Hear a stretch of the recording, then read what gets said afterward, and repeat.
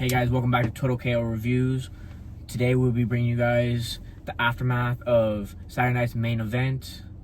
It's your boy Pelon. And your boy Ojitos Lindos. Once again, we would just like to preface that these are just opinions, not facts. Alright guys, and then for the opening match, we have this tag team match with the visionary, the revolutionary, Seth freaking Rollins, and his protege, Braun Breaker, accompanied the ring by, no else than that piece of shit, that fucking fake friend himself, Paul Heyman. Versus who? Apparently this cult of personality and the honorary Oos, apparently. Yeah, Punk and Zayn had the upper hand most of the match. It looked like they were going to get the victory. Zayn had Braun Breaker lined up for the haluva kick. Until what? Again, that traitor, that piece of shit, that former best friend, interferes by grabbing Sammy's leg, and the referee's over here getting distracted, trying to send him out. And then, bro, of all things, bro, what happens? What big force returns? I'll give you a hint. He made a splash. Exactly, bro. A splash where? Apparently all over fucking CM Punk's chest. Straight through that barricade. Was it the big Bronson Reed himself coming back? That's wild. Exactly, bro. Just deleting him. And then what happens, bro? What happens after that? You pan to the ring, where you see what? Sammy's like, oh, I couldn't do the haluva kick. Turns around, flying spear, straight to the fucking body. Super spear. Like, honestly, he needs to go to the hospital. He probably died, honestly. Yeah. But like I said, he gets the count. It's the 1, 2, 3. Bronson's, happy as usual. Seth dying in the corner. I don't even know where he was at the end of the party. But then, what does Bronson do? He walks up to the ring. And we're like, oh, what is he gonna do? We see the intense stare down between Bronson and Braun Breaker, teasing possibly a future match between them two. Exactly. But no, what happens, bro? What does the revolutionary do? Grabs Braun's shoulder, right?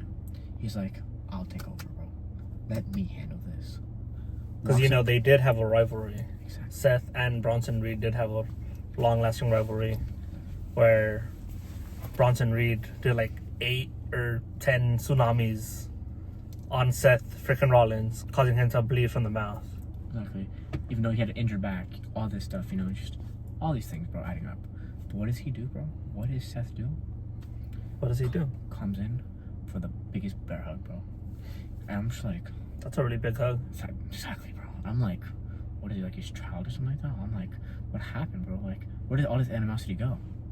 But then he turns to Braun, grabs these bros like they're brothers, bro. And he's like, what do you mean? You guys are brothers now. It's like a brotherhood. Exactly. It's like he wants them, bro. It's like a team, bro. It's like a clique in a way, bro. Yes. As some Marks would say. So yeah. But what? Ends like that, obviously. You have these fools now. There's a three-man group with Seth Rollins. He's got 2 proteges. Happen to be the 2 biggest fools I've seen in my life. Jesus Christ. But yeah, that is your opening match for you. Yeah. And then, to end that segment, we saw Punk over here getting crucified, being held down. All for what? For big Bronson Reed to land a tsunami on him. Yeah. And that was the biggest splash of the night. Yes. That was a splash zone in the front rows. Exactly. They're all wearing coats. Alright guys, next we have a singles match for the Women's United States Championship featuring I don't even want to mention her name, but Ray's Pet. Well said. Ray's Pet versus, I'm not saying arguably, is the greatest women's United States champion of all time, Chelsea Green. Yes. Salute to her, miss, please. Yes. The match overall, it was an okay match. It was a little excessive on the commercials, but I was more entertained by the commercials than the actual match itself. Exactly.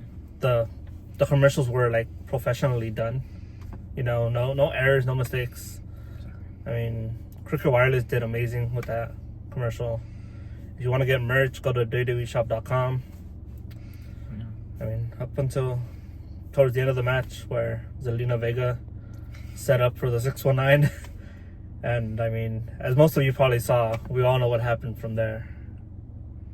Got hung up, bro. Like a dumb bitch, bro. like. Can't you blame her though, dude? Like, look who trained her, or you're right, bro. Honestly, who was her teacher? I mean, you expect, Ray's good at the game in small places. She's even smaller than him. Yes. And she couldn't fit through the ropes. Exactly. She was taught by the wrong Mysterio. Exactly, bro. Bro, if she was trained by the best luchador of all time, that's what happened, bro. She would be acting more like the Astro Prodigy. Exactly. But no. Instead of being a part of Dom's clique, part of his viejas, what does he do, bro? Like, what does she do, bro? Going with his dad, bro. Like, get this old fucking advice. Like, no one cares, bro. Like, no one cares that you hide your mask. You hide your face the entire time. Exactly. Like, that's not what real stars do. And what did that lead to? A sad moment where we just saw Chelsea, like, grab her face, and then, I mean, she was just sporting that blood, bro. Honestly, the crimson blood is not a good look on her. No. I mean, unless it's the crimson on those pants. But I mean, besides that, I mean. Exactly. I was very concerned for her. I did not like that look on her. I'm pretty sure we weren't the only ones concerned. I'm pretty sure the broski watching back at home was concerned about her too. Exactly. The legend himself, bro. Matt Carter. Zack Ryder. Oh, wait. Oh. Shit. We're using real names now. Yes. Okay. Yes. The woo himself is Zack Ryder. Matt Cardona. Oh. Okay. Damn. Damn. Okay. You guys get it. Yeah. But yeah, I mean, in the end, even though she fucked up big time, we still saw Zelina Vega get the 1, 2, 3 and retain that Women's United States Championship. Exactly. Has more title defenses than Chelsea now, or has the same, but still is a worse champion than Chelsea somehow. How? I don't know. You asked Rey Mysterio that. Yes, he is the one to blame for all this. Alright, guys, and then for this next bout, we have the 17-time piece of shit himself versus, let's just say, arguably his biggest fan of all. Like, this is, guys, chat, this is dream scenarios right here, bro. Like, this idol, bro, this supposed GOAT, like I said, just supposed GOAT, versus his biggest fan, his biggest supporter. Something like this, bro. This is what stories are made of, bro. Just like the animosity / the storytelling. That's what we need to see. It was like cinema. Yeah. Like, for R-Truth to accomplish his childhood dream and face his childhood hero to try to change him for the better. Exactly. Like, imagine doing that. Like, if he could do it, you can too. Okay? Don't give up on your dreams. Like John Cena says, never give up. Okay? But anyways, starting off with the entrances, it threw me off that John Cena came out first. Yeah. Being that he's the undisputed champion. But, it was a non-title defense match. Makes sense, I guess. And, he does this little stick where he comes out all serious, muy serio. Ignoring the fans. He's like, fuck them kids. Rightfully so. And then what happens? I thought it was an error on the production team. Because, Cena's song played again. But he was already in the ring. Exactly. Like, if I was in the arena, I was going to start a "you fucked up" chant. I mean, honestly, bro. But no. It was meant to be, bro. That child that was going to face his childhood hero came out dressed as his hero. No lie. And all the neon? All that neon color? Yes, dude. Don't tell me. It's going to make me cry. Overall, the match was, it was a decent match. Cena, was pretty dominant at one point. Yeah. And he, did shoulder tackle, boom. Shoulder tackle, boom. And he went for the 5 knuckle shuffle he connected with that. I applauded him because he landed one of his classic moves. Exactly, like for once. And then he went for the finishing touch, you know, the AA. Oh, he had that, right? You know, I was hoping for the best because the past couple months he's been ass at landing the AA. Yeah. Picks up Truth. What happens? R-Truth escapes it. Bro. And not only does he escape it, bro, goes be above and beyond, bro, what a super fan should be doing. By what? Bounce off that rope, bam, shoulder tackle. And bro, not just one, bro, 2 shoulder tackles.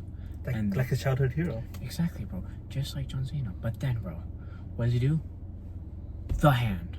And what does he do with it? The 5-knuckle shuffle. And bam. Bam, 1 rope. Bam, 2 rope. And bam. Actually connected. Surprising. I know, bro. A move that John Cena does actually landed. I mean, apparently everyone's landing his moves. But he's him. not. Yeah.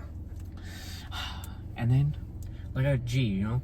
Unlike John Cena, goes up for the AA and actually hits it for all things, bro. At this point, I'm like, bro, like he's got this in the bag. There's no way, right? He goes for the cover. 1, 2. John Cena kicks out. I'm like, Bro. That's impossible. There's no way to. Props to Truth, though. He landed the AA. Exactly. Something that Cena hasn't done in the past month or so. Exactly. So what is but in that way too, what does Ron Cena do? To go himself, R-Truth. He goes, uses his own move. I cannot remember the move. GTF. The STF. STF, bro. Gets him, bro. John Cena looks like he's in peril, honestly. Looks like he's about to go out. But what does he do? Crawls towards that rope. Just somehow snags the rope. And then from there, it's history. I mean, they took the action to the outside. John Cena, again, getting the upper hand, being on the outside, throws R-Truth back into the ring. And what does John Cena do, bro? What he's been doing the past couple times in his match. He goes for the championship belt. Piece of shit. Sorry, it is not a belt. Because a belt is what holds your pants up, apparently. He goes for the undisputed championship. Mm-hmm. And he gets back in the ring, sees R-Truth getting up on the other corner. Uh-huh. He's lining up, bro. He has him lined up perfectly. Oh, shit. The referee's over here like, no, bro, like, you cannot use that. Remember, there is disqualifications in the match. There are rules here. Exactly. But, Cena over here selling his soul to the final boss, who we haven't seen in a while. I guess he gets to do whatever he wants. R-Truth over here turns around. Cena stops himself. And why did he stop himself, dude? Honestly, I wouldn't know, bro. I don't even know what's going on in that mind of his. Me as a spectator watching at home, I thought like R-Truth had got into Cena. And I was like, wow, Cena's really about to change. Like, this child from who knows where the fuck is changing his childhood hero's perception on life. Exactly. Just above and beyond. Yes. And Cena does the right thing. He's like, all right, I'm a changed man. Gives the title to the referee. And the referee, doing his job. He's over here turning in the title to someone from production, from the staff. And Cena and Truth go for the handshake, right? Like, the handshake, yes. Uh-huh. But what happens? Bam! A kick to the dick. Fuck, this cheating From bastard. Cena to R-Truth. This cheating bastard again, bro. Can't fucking get a break. But dude, I gotta be honest. I was pretty happy for John. Because he did the unthinkable, bro. The unimaginable. Bro, let me guess, bro. Bro. Take a minute, bro. Take a minute. Think about it. Okay, bro. Think of this, bro. I know this is wild. I know he hasn't done this in a long time. Yes. Bro, did he, in fact, finally hit one of his moves? He did, in fact, bro. Thank fucking God. And it wasn't like a signature move, dude. It was the finishing move. It was the AA. The one that he couldn't hit on Orton. That he had to cheat to win. He tried it on Truth earlier in the match. Failed at it. But he finally hit the AA, dude. For the 1, 2, 3. Damn, bro. And I guess we'll see where he goes from here. Exactly. It all she wrote for this chapter of his. his run, I guess. Yeah. Alright, guys. For our next match, we have a singles cage match featuring Damian Priest and our social icon, Drew McIntyre. Yes, that is correct. He is not lying. Earlier in the video, we said these were not facts, but that is indeed a fact. Starting off, we got Drew McIntyre, doing his entrance, gets straight to the point, straight to the ring, and then he's awaiting for Drew McIntyre. Before McIntyre gets into the ring, he's a smart man, bro. Not only is he our social media icon, he's a smart boy. Because, he just has to be professional. He grabs 2 chairs, tosses them sons of bitches into the cage, and I'm over here thinking, oh, they're gonna have a friendly conversation. They're gonna talk it out. Of course. But no. Things get messy. I mean, it's kind of a back and forth match. Mm-hmm. There's close calls where one or the other is about to escape the cage. At one point, Damian Priest is already over the edge of the cage, already on his way out. But no, our hero, Drew McIntyre, stops him in his tracks. Thank God. And he starts pulling him back in for what? A superplex. Back into the ring. He's like, siéntate.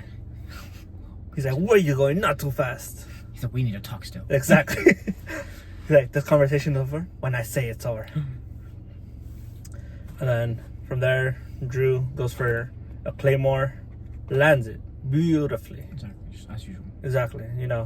He actually lands his own finishers. Only some people. On the first attempt. And at some point, one of them wedged a chair in between the ropes. And, Drew's over here lighting up Damian perfectly for another Claymore, the way he finished him at WrestleMania, into the chair. But no. What does Damian do? He gets out of the way. And then, bro, to see what unfolded next. Goodness gracious, dude. Damian using that chair, and unloading on the boy, bro. Just absolutely assaulting him, bro. From getting hit in the body, then the neck, just dead. I don't know how this was breathing. His larynx gone. I don't know where it's gone. Gets hit with what? A south to heaven, bro. Because he didn't go north. He didn't go up there. He went south of heaven. Smacks the ground, and then what does Damian do? Like a fucking prick he is. Has the chair under Drew's face, and what does he do? What he was taught. The concerto. Exactly. And taught by who? The rated R superstar. Exactly. Adam Copeland. Formerly known as Edge. Exactly. But yes, just unloads everything he has on him, bro. And just bam, one shot. The match is done, dude. He walks out, struts out. Before he walks off that last step, takes a little glance at the scene he just caused, and with no remorse, walks out of that ring and wins that match. So you're telling me he won the match like a coward by walking out of the cage? Like a fucking pussy, bro. He just walked through the front door. See, bro? Now thinking back at it, dude, Jesse Ventura had a point. How do you win a match by escaping the cage?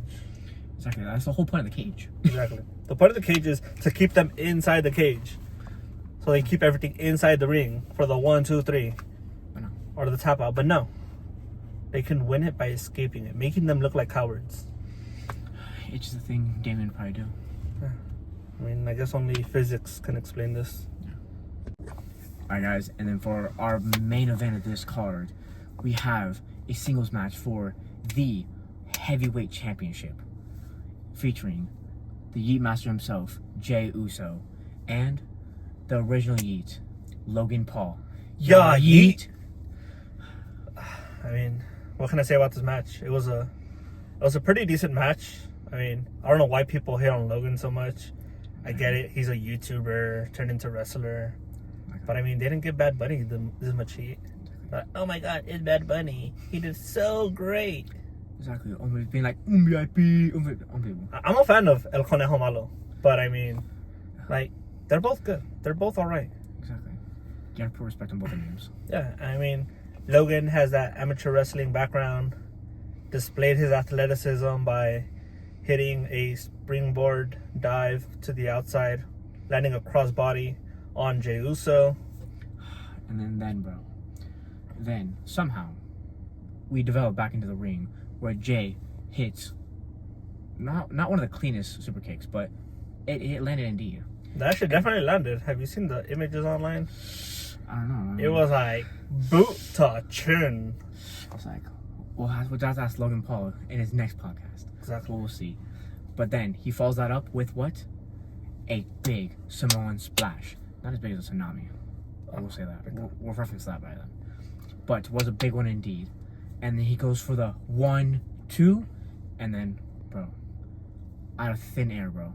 The ref, poof, gone. Where did he go? Like, you couldn't see him. Exactly, bro. But you know who we could see? Chan Chenna, bro. That son of a gun. Unbelievable. Coming out, doing what he does best, bro. Like we said previously. Cheating. Having to roll in this ring and stomp on Jay. Just beating him up. Just so looking to try to win. But what happens, bro? Of all the things that could happen, chat, we have our supposed quarterback, our second string quarterback, come out of nowhere. Like, you know, in the adrenaline in the soul, something, Cody Rhodes. And you see him running down the fucking thing like a fucking nothing, dude. And in my mind, I'm like, okay, what is the second stringer doing here, bro? Like, isn't he supposed to be on the bench? But no. What does he do? He goes in, starts beating up our quarterback. Our actual quarterback. Exactly. Because, you know, he can't take it. He can't take the fact that he's second string. Throws him out, bro. And then, you know, Logan with, you know, the 10,000 IQ, bro. He knew. He's like, oh, what can I do? I can capitalize on this. How? Throws on those brass knuckles. And we're like, oh, yes, like, he's got this. He's got to take out Cody, and Jay's already gone. Like, he looked dead, supposedly. Bro. Logan, the biggest wind-up ever. Throws it. Cody shows some semblance of fucking athleticism and ducks under this punch. And I'm like, there's no way he missed. But what did he get set up for? Bam! Spear by Jay. And what? The 1, 2, 3. And, you know, Jay won the match. Congrats to him, I guess. You know, he wanted to celebrate his title victory. As you would. Yeah. But no. What does this dickhead of Cody Rhodes do? After being gone for a month, he has to make it all about himself. Grabs a mic, cuts Jay's music. Like, bro, like, what the fuck are we doing here? Like, come on, like, just because you lost your title, you don't have to take over someone else's reign. But I mean, in the end, Cody did lay out a challenge. He's like, oh, Cena, you have a partner in Logan Paul? He's like, well, I have a partner in Jey Uso. See you at Money in the Bank in Los Angeles. I mean, I guess that match is going to be made official, or it was made official. And who do you think will win that match? If I'm a betting man, somehow, some way, this cheating ass second string quarterback and their star receiver is about to fucking steal this, probably, from our quarterback. How? I don't know, bro. I don't know. He'll find a way, bro. I mean, he found a way today, that day. Yeah. But we'll see. We shall see. I feel each team having a champion, they should make it a winner-take-all match. Imagine the heat John Cena would get for helping one of the most hated wrestlers in WWE to get the World Heavyweight Championship. In chat, what do we call that? Cinema. A YouTuber becoming World Heavyweight Champion. Exactly. What that means, if Logan can do it, we can do it. Exactly. And you can too, chat. And if we can do it, you guys can too. Alright. Yeah. We will see you guys back here on this channel. Please like, subscribe, comment your opinions or your supposed facts, you marks. And we'll see you back here after Money in the Bank. Alright. Peace.